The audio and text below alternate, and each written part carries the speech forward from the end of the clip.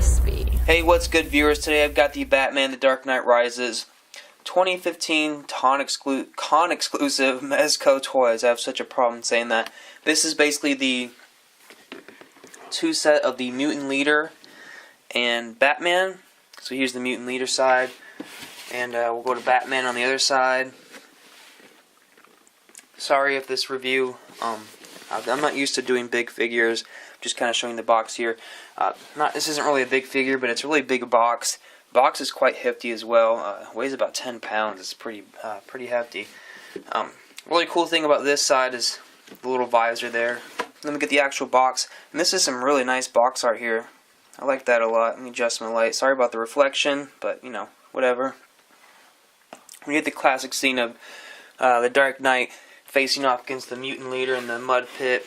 Then we get a little bit more of a design there of the mud pit, and again in the back. It's kind of just like a junkyard, if I recall. I mean, I've read it at least like 3 times, and I got the DVD of it. It's really good book. If you have not read it, what the hell is wrong with you? I mean, so you could only get it from the con, or you get it from the website. I don't know if you get it, but they came with a big bad toy insert, which is interesting. So there's no way I could have slipped that in there. And I guess this is a good time for me to do some shameless advertising and say I got a link to the description below to Big Bad Toy Store if you want to go check that out. So we got both of them right there. And then also in the box, little baggie fell out. I really like those little bags. I think Figma is like the only other toy company that gives bags. I love these little bags. Really nice touch. Here's the figures, Mutant Leader and Batman. Oh, it smells. I love the smell of fresh paint or fresh toys. This is a really nice base. It's like, it feels like it's out of metal or something. Or jeez, it's really solid. Wow, that's really nice quality there. Good mass to it. Really solid. Let's go up a little bit so you can see the detail. You can already see it's a light gray, and we got some brown in there, a little detail. It's supposed to be a mud pit. I want to zoom in right here. We got some shiny, kind of like oil looking stuff right here. Looks really nice. It feels really smooth and everything. Everything else kind of feels like a rusted metal is what I would give it. That's what I would call it. And then we do see some rusted metal back there. We got some like concrete blocks right there. You know, this looks like a drainage pipe, and that's where like the oil or slime's coming out of. We see some tracks right there, or fencing, whatever that is. Scroll a little bit to the left here. We got looks like wheels, kind of more scrap metal, and there's some fencing, all kinds of good stuff here. And again, we see like a leaky pipe. It's leaking out some fluid or whatever, some shiny, oily type stuff. It looks freaking cool. Got the Batman, we got the Mutant Leader here. Looks like we got a crowbar right here. Mutant Leader. Look at all these sets of hands Batman's come with. They're bloodied. So he's got 4, including the fist right here. Mutant Leader comes with 2 sets of hands and some nasty ass feet, dude. Watch that crap. Batman's all battle damaged. But let's open it up and get a closer look at that. I finally got him out of package. I've been kind of fiddling with them myself here a little bit. And I'm kind of nerding out. I can hear myself whisper, "Oh my gosh, so cool." Because there's a lot of really cool stuff about this toys. They look so awesome. I mean, the amount of detail and love that's going into these. There's a lot of people, like I might have mentioned before, who are against the cloth figures, but they can just really suck it right now because this was done so well. We'll first take a look at the cape here. I mean, look at that. It's all dirtied up and muddied and wet looking. It's a little bit stiff. It's just the amount of detail they went in with this is just astounding. I mean, look at that. That looks so cool. I mean, this is like a custom. You'd pay somebody a lot more money for this than you could actually buy it for retail, because it just looks so nice. Let's zoom in on the face here. He only comes with 1 face sculpt. Man, look how beat up he is. That is some great detail. You can definitely tell one eye is about to be swollen shut there. The other one's still wide open. His face is all bloodied.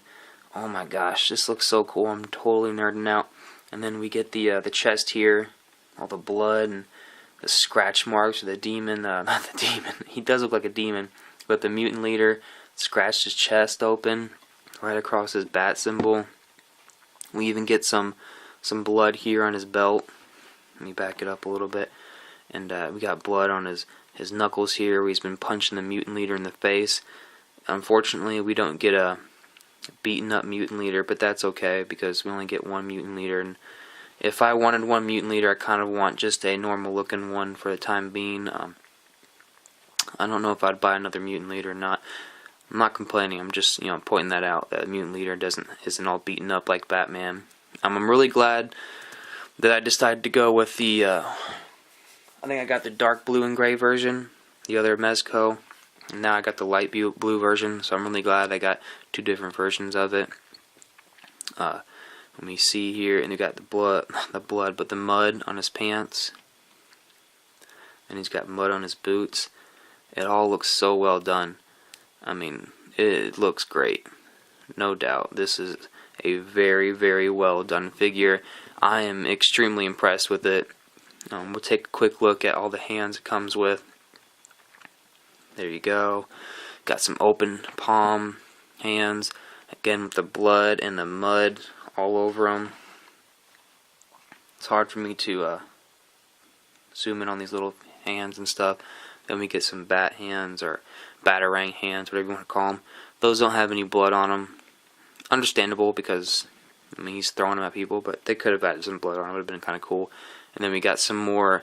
They look like gripping hands. They grip, a weapon probably, whatever. So those are the hands he comes with, including of course the fists.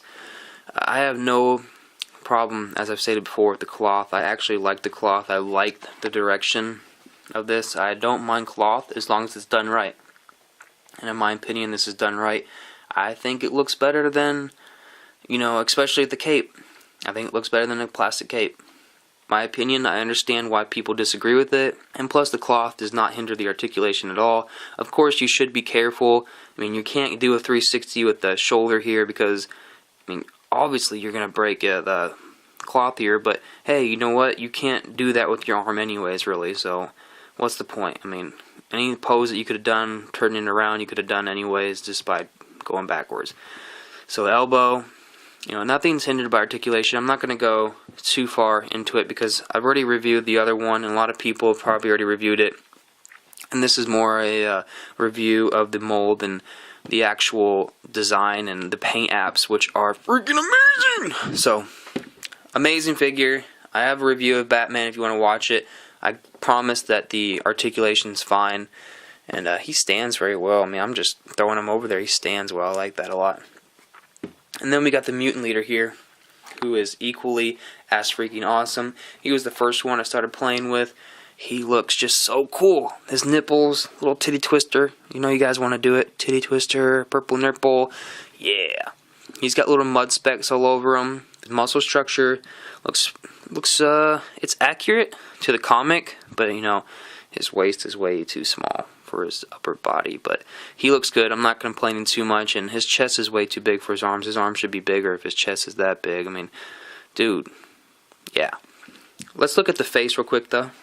Alright, so we got the face here. It looks, that's some great sculpting they did there. That's some great paint apps. Look at those nasty yellow teeth. Dude, brush your teeth. Nasty. And that tongue in there, the tongue looks really good. Really well done tongue. Whoever sculpted these, you deserve a clap. Round of applause. Mezco, whoever guy sculpted these, I should probably look it up. You deserve a lot of love because you did a great job. This looks really, really good. I'm really impressed. Again, we get leather pants made out of real cloth. Sorry. This is not real cloth. This is plastic belt. It's not hindering articulation at all. The only part of articulation that I don't like on this figure is that the ankles don't really move at all. There's no swivel here at all, and this is about all the range of motion you get out of the ankles. That's kind of the most disappointing part of both the figures right here is the ankles. But as we're down there, look how dirty his feet are. Look how cool they look. You can see the bones there. Oh, his toes. This looks freaking awesome. Even on the bottom, they dirtied it up and made it look good. This all looks really good. I guess I haven't reviewed this figure, so we'll do the articulation on that. Head sculpt, or head articulation, does the Exorcist. His arm will go up that far. He'll do the 360, upper bicep swivel, double jointed, ow, ooh, these little spikes, they hurt your hand. Double jointed elbow, wrist swivel on a hinge here, if I can get it. Yeah, there you go. We get a good ab crunch. His nipples are sharp too, dang. What the heck? We get a diaphragm joint that swivels around. He swivels with the wrist, the waist as well. His legs will kick up that far. They go back that far. And then he's got, try to avoid these spikes, they hurt. Jeez. And then, you know, we get a lot of good motion out of what do you call this, knee here. I forgot what a knee was. There are some restrictions with cloth, like I wouldn't go much farther than that, or else you might tear the fabric down there. But I mean, he's the mutant leader, he's not doing splits, so if you're making your mutant leader do splits, there's something wrong with you. He's got a cool crowbar here, got some nice texture on it. It has a real brassy kind of metal look. Did a really good job. It's nice and reflective. Not sure if you can see that in the light, hopefully you can. And it's a really nice design overall. Fits well in his hand. Let's kind of shove it in there. Kind of scared to do it on camera. Ooh, his fingernails are sharp too. Dang, everything on this figure's dangerous. It's gonna hurt somebody. And lastly, it comes with this mud piece, which is also from the comic where Batman throws the mud in the mutant leader's face.